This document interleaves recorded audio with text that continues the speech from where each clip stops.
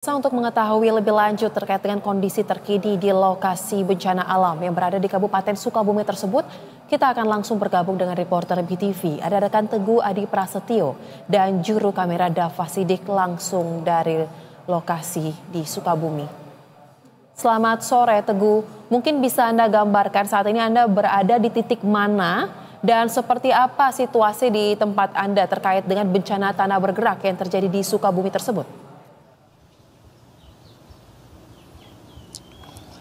Ya baik Soza, selamat sore Soza dan juga pemirsa BTV. Sebelum ke sana saya coba menjelaskan bagaimana kondisi saat ini masyarakat kabupaten ini. Kalau misalnya saya bisa ceritakan, ini kondisinya cukup menegangkan karena masyarakat Kabupaten Banten terutama hidup dalam ketidakpastian karena ketika kita pindah dari Sagaranten menuju titik Cikembar ini, perjalanannya ini juga cukup menegangkan begitu Soza, karena beberapa jalan itu diblokade, tiba-tiba longsor. Kemudian juga kami menyaksikan dengan mata kepala kami sendiri bagaimana rumah-rumah di pinggir jalan di tepi tebing itu longsor.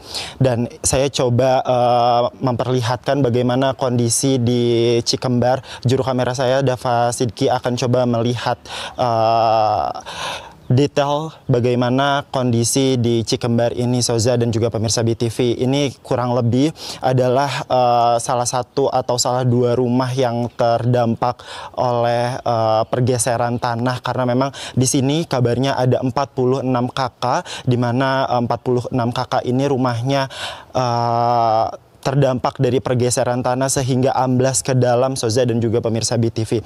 Dan dapat dilihat memang di sini sudah tidak ada kehidupan karena memang masyarakat di sini sudah mulai berpindah lokasi atau direlokasi oleh pemerintah setempat, di mana memang tidak jauh dari sini 3 km ada posko pengungsian yang sudah disediakan oleh pihak pemerintah. Tadi pagi juga Wapres Gibran Rakabuming Raka sempat mengunjungi ke lokasi titik ini dan juga posko pengungsian, dan memang warga tadi dijanjikan oleh Wakil Presiden Republik Indonesia jika memang tempat tinggal yang mereka sekarang tinggali berada di kawasan rawan bencana, sehingga Gibran tadi sempat menjanjikan kepada warga jika warga memang ingin direlokasikan ke tempat yang lebih aman, pemerintah akan menyediakan atau mensubsidi rumah yang layak huni yang jauh dari lokasi rawan bencana.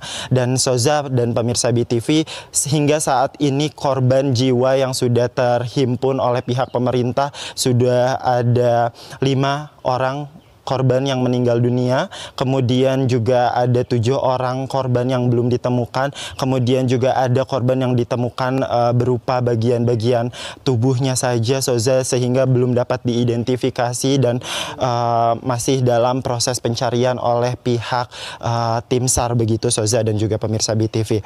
Dan jika di titik saya melaporkan ini memang para masyarakat sudah tidak meninggali tempat tinggal mereka karena memang sangat tidak disarankan oleh pihak pemerintah, sehingga tadi saya melihat juga para masyarakat sudah mulai membawa atau mengamankan barang furniture milik mereka atau surat-surat pribadi milik mereka karena mereka mungkin kemarin tidak sempat karena bencana yang terjadi Soza dan juga pemirsa.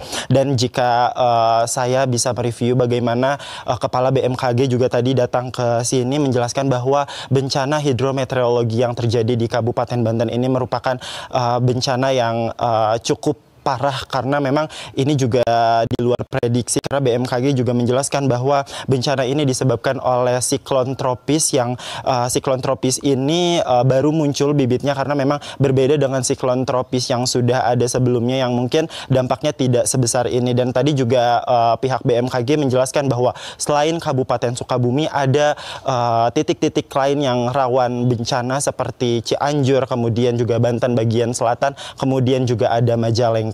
Dan BMKG juga memprediksi bahwa badai ini akan terus berlangsung hingga tanggal 8 atau 9 Desember mendatang Soza. Baik, jika dari BMKG memprediksi bahwa badai atau situasi cuaca tidak menentu ini akan masih terjadi sampai dengan tanggal 9 Desember. Lantas bagaimana skema pencarian yang dilakukan oleh tim gabungan terkait dengan laporan orang hilang? Seperti apa gambarannya, Teguh? Ya baik, tim SAR gabungan terus melakukan proses evakuasi hingga saat ini, bahkan memang relawan-relawan yang datang dari luar daerah itu cukup membantu pencarian jenazah karena memang relawan ini juga diperkenankan untuk membantu mencari jenazah sehingga ini memudahkan proses tim inti untuk proses pencarian jenazah Soza dan juga pemirsa BTV. Memang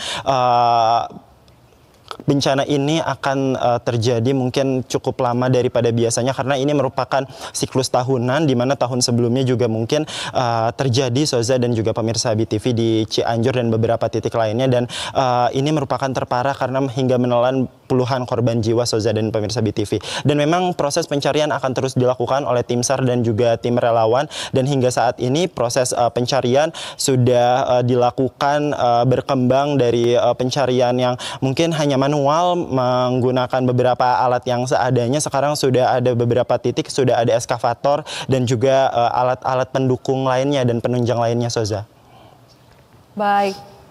Baik rekan Teguh Adi, kita akan nantikan terus bagaimana terkait dengan situasi terkini langsung dari wilayah Kabupaten Sukabumi dan bagaimana penanganan serta kondisi dari warga terdampak. Terima kasih untuk laporan langsung Anda, rekan Teguh Adi Prasetyo dan juru kamera Dava Sidki. Terus jaga keselamatan dan selamat bertugas.